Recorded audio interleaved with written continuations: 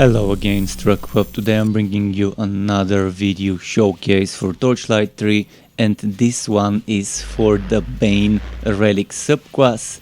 That's the subclass that's all about poisons and minion summon related stuff. Anything in this game that fights for you and is not your pet or yourself is considered a minion. Things like spiders, goblins, netherlings and other type of nethering creatures, and as well as the Realm Master train cars. The Realm Master train cars are considered minions, and they're right now with this relic. If you make a train build with flamethrower car and shotgun car, you can get amazing DPS results.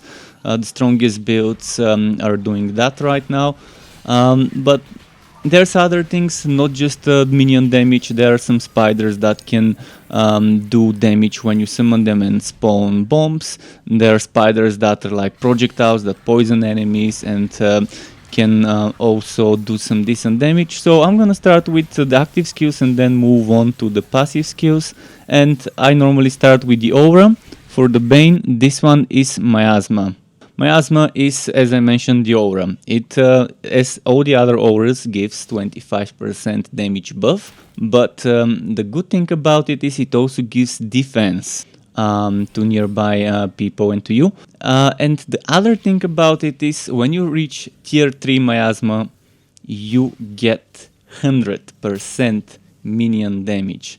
On the screen you're seeing what the damage I'm doing is without Miasma, then with Miasma, and now when Miasma runs out, I would do some damage with the same skills, so you can see the differences in the numbers. So I hope it was you were able to see the difference. Even in the tooltips, you can see the difference. There is one problem though.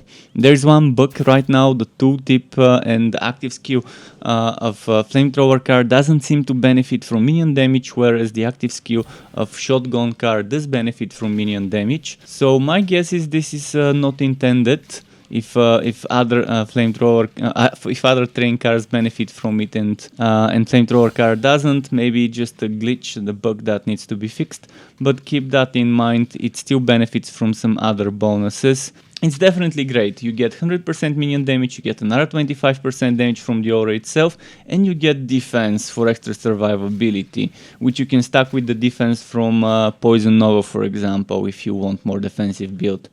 Now here's Venomous Maw, and I'm gonna show you Venomous Maw by using the two items that can trigger extra stuff, such as the Egg of Mayhem and the Ancient Ember Gauntlets.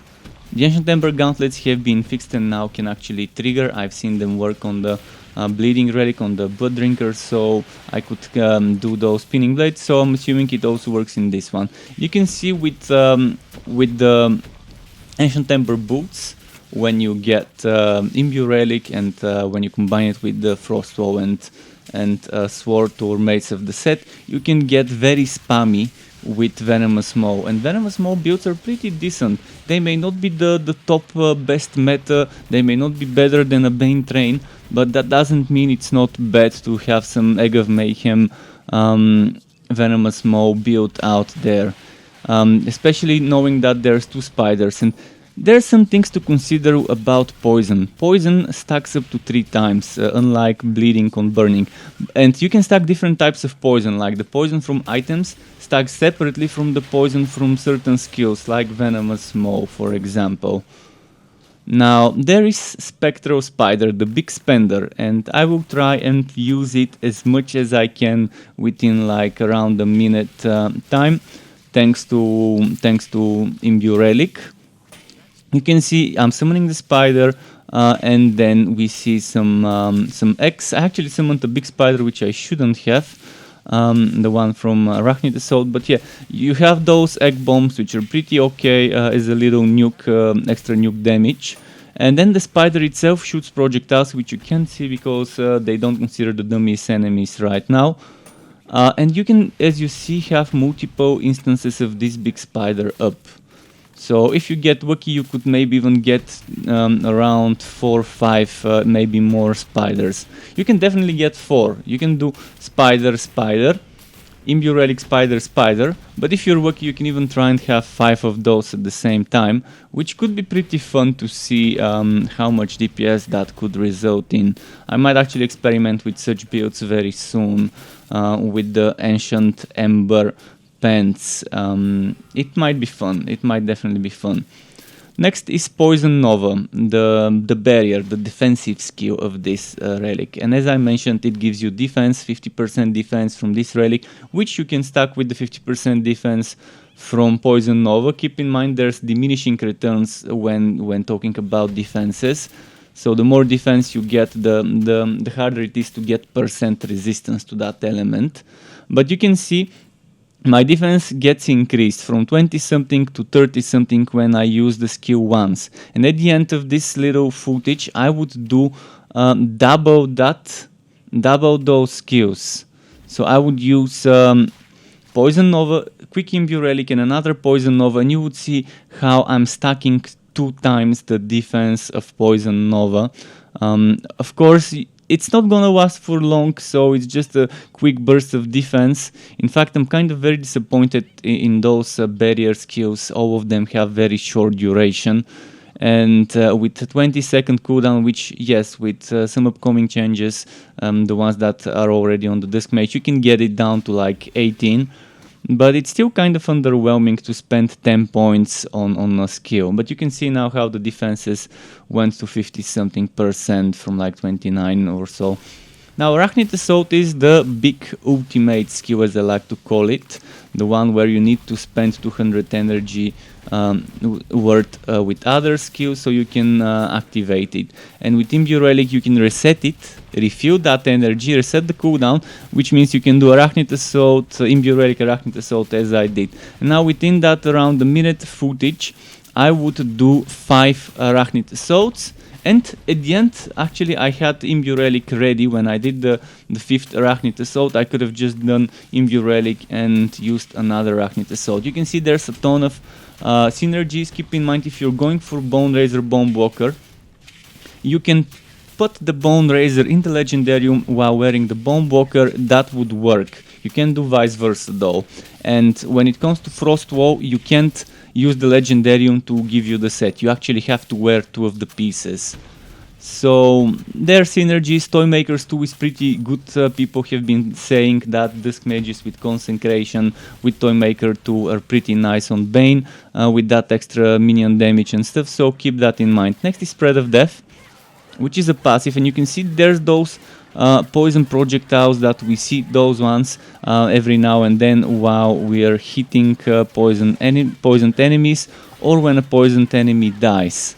So it's pretty good, and if you combine it with things like the Sharpshooters, Scout's Bones and the Infectious Shooter pistol in the Legendarium, for example, or with Entropy or Entropy with Molten Reach, that's a lot of hits per second, which would mean a lot of chances to proc this per second, as long as you have something like an offhand or a shield with poison chance, you would be fine. Although Scout's Bones poisons by default, so that's pretty nice. It could also go very well with Venomous Maw builds, because again, Venomous Maw poisons.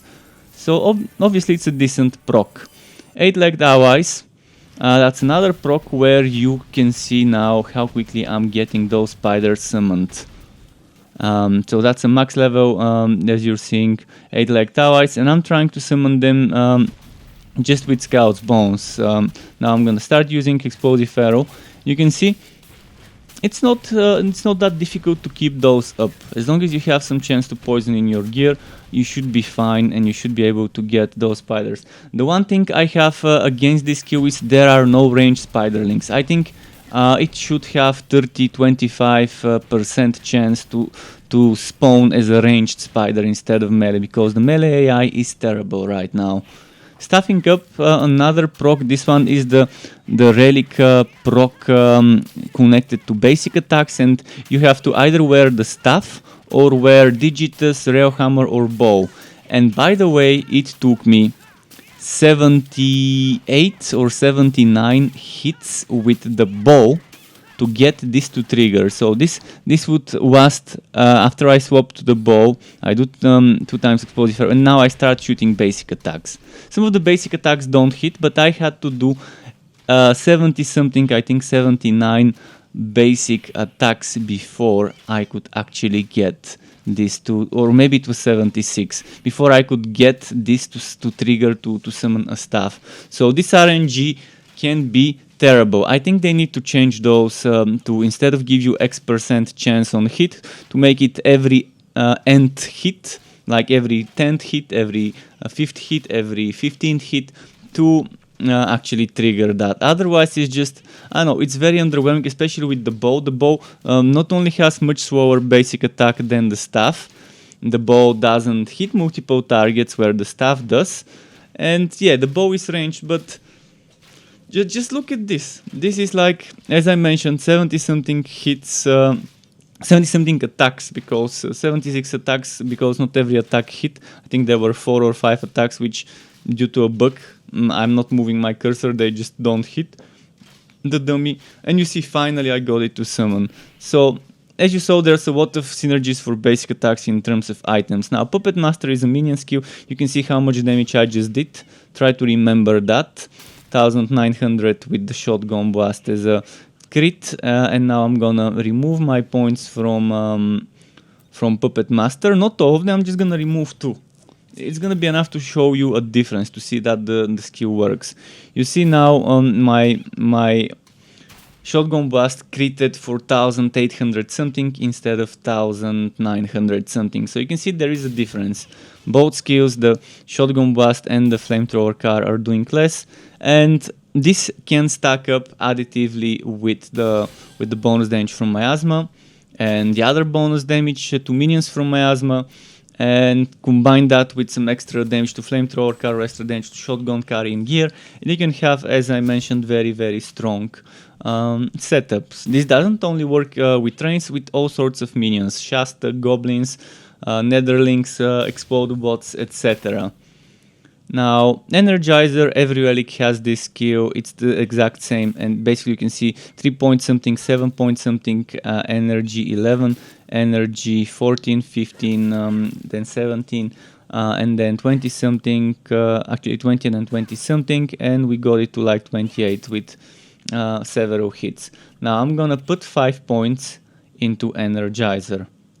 You're gonna see how from 3 point something energy on basic attack hit with the sword, I get 4 point something, and then from 7 point something I get 8 point something. I'm just gonna get rid of the energy quickly, and to get it straight to 0, Miasma is very decent. Now you can see 4 point something, 8 point, actually that's went up to 9, 14, and I don't have any other extra energy generated from my gear. I made sure to have 0% energy generated in items, and to have no chance to poison, etc. So you can see we definitely are noticing the difference. That pretty much are all the skills, active and passive, for the Bane. I hope you enjoy playing this subclass as much as I do. Obviously with Bane Realm Masters it's super strong. You're not gonna be seeing the Cold Heart Relic subclass showcase until they rebalance and fix the skills to a state where I think it's okay, it's worth it. So I want to avoid making one for the Cold Heart and then having to redo it after a rework. So I'm gonna wait for the next patch to see how that goes, and then decide if I'm gonna make the Cold Heart showcase. But with this we have 4 out of the 5, so I hope you have enjoyed and you could figure out whether Bane is your kind of subclass to choose. To get notified when I upload more content for this game or other games like this one, which would be wooters of all varieties, isometric, third-person ARPGs, wooter shooters and all sorts of wooters like that, you could subscribe to my channel and hit that bell button to not miss out on my content updates. And optionally, you can even join as a member of the Struck Club on YouTube as a channel member to get access to exclusive perks such as special emotes custom made by me, special badges custom made by me that represents how many months you have been a member for, as well as opt-in of editing tutorials that I can give for Photoshop, Adobe Premiere, as well as shoutouts and things like that. And I would like to use this part of the video to thank all my YouTube members and Twitch subscribers. Thank you for supporting the channel and keeping me going. Thank you also for watching this video, everyone. Keep it cool, Struck Up. Until next time, and goodbye.